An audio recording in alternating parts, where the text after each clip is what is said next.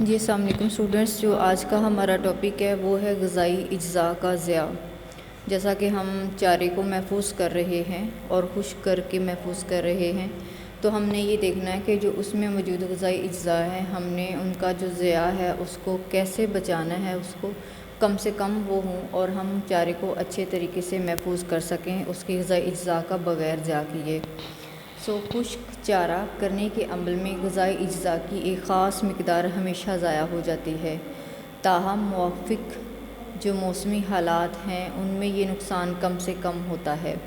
اگر آپ نے ایک سوٹیبل سٹیج پہ چارے کو کٹ کیا ہے اور آپ اس کو خشک کرنا چاہ رہے ہیں تو اس میں جو موجود غذائی اجزاء ہیں وہ ضائع نہیں ہوں گے، اور عام طور پر درجہ حرارت جو ہے اگر وہ زیادہ ہوگا یا کم ہوگا تو بھی خشک کرنے سے ان کی جو ہاضمیت ہے اس میں کمی واقع ہو جاتی ہے۔ پودے گلنے سڑنے لگ جاتے ہیں، ان کا جو رنگت ہے رنگ خراب ہونے لگتا ہے، تو اس سے کیا ہوتا ہے اس میں جو موجود غذائی اجزاء ہیں وہ بھی ضائع ہو جاتے ہیں۔ تو آپ نے جب چارے کو خشک کرنا ہے تو اس کے جو غذائی اجزاء ہیں وہ کون کون سے ہیں اور آپ نے ان کو کہاں کہاں سے محفوظ کرنا ہے۔ اب غذائی اجزاء ہمارے پاس ہیں، لمحات ہیں، توانائی ہے، چکنائی میں فیٹس وغیرہ ہیں، وہ ہمارے پاس ساری چیزیں ہیں جن کو ہم نے ضائع ہونے سے بچانا ہے، اور وہ کن کن چیزوں میں پائے جا رہے ہیں، ہم ان کو کیسے بچا سکتے ہیں۔ وہ ہے پتے گرنے سے لمحات کا ضیاع۔ اگر پتے گر جائیں گے تو جو پروٹین ہے اس کا نقصان ہے۔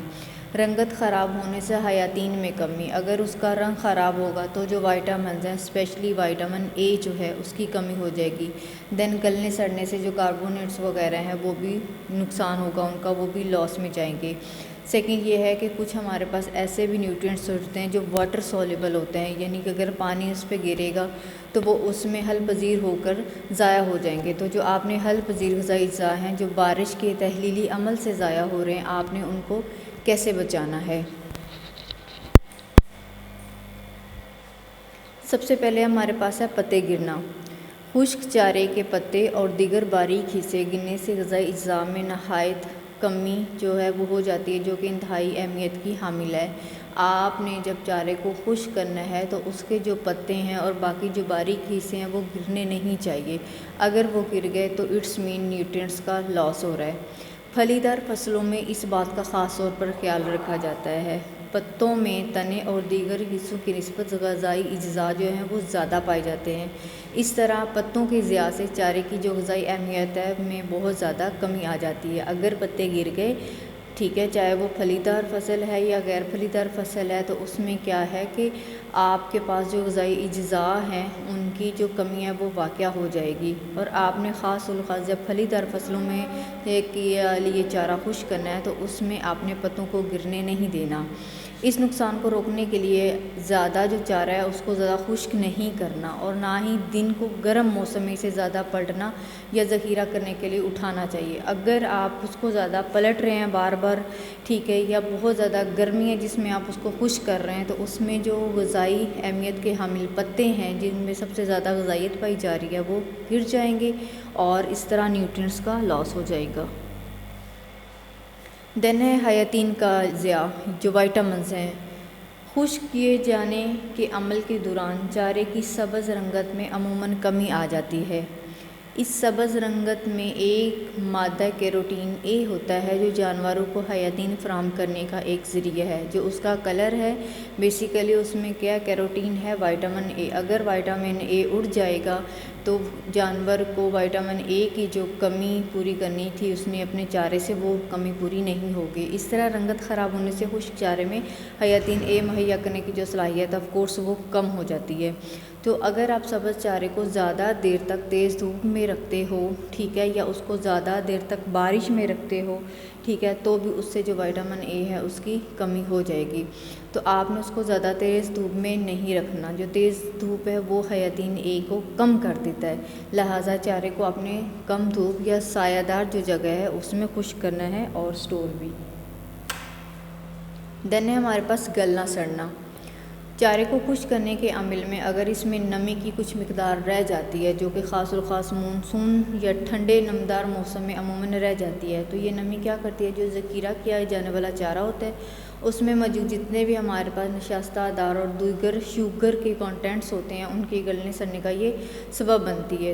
اسی لیے جب آپ نے چارے کو محفوظ کرنا ہے تو اس میں زیادہ نمی نہیں ہونی چاہیے. اگر زیادہ نمی ہوگی واٹر کانٹینٹس ہوں گے تو وہ گلنے سڑنے کا سبب بنیں گے، اور اس سے کیا ہوگا، یہ جو ہے پانی اور کاربن ڈائی آکسائڈ میں اس کو تبدیل کر کے جو چارے کی غذائیت ہے اس کو بری طرح متاثر کرتے ہیں. اس طرح جو چارہ وہ کل سڑ جائے گا، اس میں کاربن ڈائی آکسائڈ پیدا ہو جائے گی، پانی زیادہ ہوگا تو بری طرح اس کی جو غذائیت ہے وہ بھی متاثر ہو جائے گی، غذائیت کم ہو جائے گی.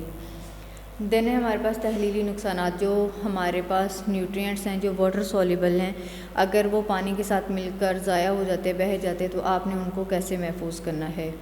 اگر جو تیار شدہ چارہ ہے زیادہ عرصے کے لیے تیز بارشوں کی زد میں رہے، آپ نے اس کو کٹ کیا اور جو زمین میں پڑا رہا تو بارش ہوگی تو بھی یہ سین ہو سکتا ہے. خاص الخاص کیا ہے، جب کھیتوں میں پڑا ہوا ہو تو حل پذیر غذائی اجزاء پانی میں حل ہو کر بہہ جانے سے ضائع ہو جاتے ہیں. جو واٹر سولیبل کانٹینٹس سے وہ پانی میں حل ہوئے اور حل ہونے کے ساتھ ہی وہ ضائع ہو گئے. تاہم اگر فصل جو بارش سے مکمل طور پر بھیگنے سے بچ جائے تو یہ نقصانات کچھ زیادہ نہیں ہوتے. لیٹ سپوز آپ نے فصل کو کاٹا اور زمین میں بکھیر دی، ٹھیک ہے، تاکہ وہ اچھے سے خشک ہو جائے، اور اس دوران بارش نہیں ہوئی تو بھی یہ جو واٹر سولیبل کانٹینٹس ہیں یہ ضائع نہیں ہوں گے. خشک چارے کو اگر مناسب تہوں اور ڈھیروں میں رکھا جائے تو تیز بارش سے ان نقصانات کا اندیشہ بھی کم ہوتا ہے. اگر فار ایگزامپل آپ نے ان کو اکٹھا کر کے رکھا ہوا ہے یا ڈھیر بنا کے رکھا ہوا ہے تو کیا ہے کہ ان جو نیوٹرینٹس کا ضیاع ہے، اس کے نقصانات ہیں، ان کا اندیشہ کم ہوتا ہے. دین ہے خشک چارہ جو ہے آپ نے اس کو ذخیرہ کرنا ہے. کیسے کر رہے ہیں؟ خشک چارے کو عام طور پر بڑے بڑے تہہ دار ڈھیروں میں ذخیرہ کیا جاتا ہے. بڑے بڑے تہہ دار ڈھیر، آپ نے بہت بڑے بڑے ڈھیر جو ہے نا اس میں اس سارے خشک چارے کو ذخیرہ کرنا ہوتا ہے. اور ذخیرہ کرنے سے پہلے آپ نے کچھ چیزوں کا خیال رکھنا ہے، اور وہ یہ ہے کہ جو چارہ ہے وہ اچھی طرح سے خشک ہو جائے، اس میں نمی نہیں رہے. اگر نمی رہے گی تو وہ اس کے بہت زیادہ کانٹینٹس کا لاس ہونے کا خدشہ پیدا کرے گی. اس طرح چارے کو سایہ دار جگہ جو ہے، ایسی جگہ جہاں پہ آگ لگنے کا اندیشہ بھی کم ہو، آپ نے اس کو وہاں پہ سٹور کر دینا ہے. چارہ محفوظ کرنے کی جو جگہ ہے اس کا آپ نے تعین کیا کرنا ہے کہ وہ زمین سے تھوڑی سی اونچی ہو، تاکہ لیٹ سپوز اللہ نہ کرے اگر بارش سپوز ہو بھی جاتی ہے تو بھی جو پانی ہے وہ آرام سے نیچے کی ڈھلوان کی طرف نکل جائے، نہ کہ چارے کے اوپر ہی وہ رہے. تو بہتر یہ ہے کہ جو چارے کی گانٹھیں ہیں وہ باندھ لی جائے، کیونکہ ذخیرہ کرنے کے لیے جو گانٹھیں ہیں ان کی وہ جو جگہ گھیرتی ہیں وہ بہت کم گھیرتی ہیں. اور اگر آپ ایسے ہی ان ساری چیزوں کو مد نظر رکھتے ہوئے چارے کو ذخیرہ کرتے ہیں تو اس میں آ کر جو چارہ ہے وہ بہت اچھے سے ذخیرہ ہوگا، اور اس میں جو جتنے بھی کانٹینٹس ہیں، چاہے وہ لمحات کی صورت میں ہیں، توانائی کی صورت میں یا کاربونیٹس وغیرہ ہیں، ٹھیک ہے، آپ ان سبھی کو یا وائٹامنز حیاتین وغیرہ ہیں ان کو آپ اچھے سے محفوظ کر سکتے ہو. اور جب چارے کی قلت ہے، ان قلت کے دنوں میں آپ جانوروں کو وہ جو تیار شدہ آپ نے خشک چارہ کیا ہوتا ہے آپ ان کو کھلا کے ان سے جو دودھ کی پیداوار ہے یا گوشت کی پیداوار ہے وہ آرام سے لے سکتے ہیں. Thank you.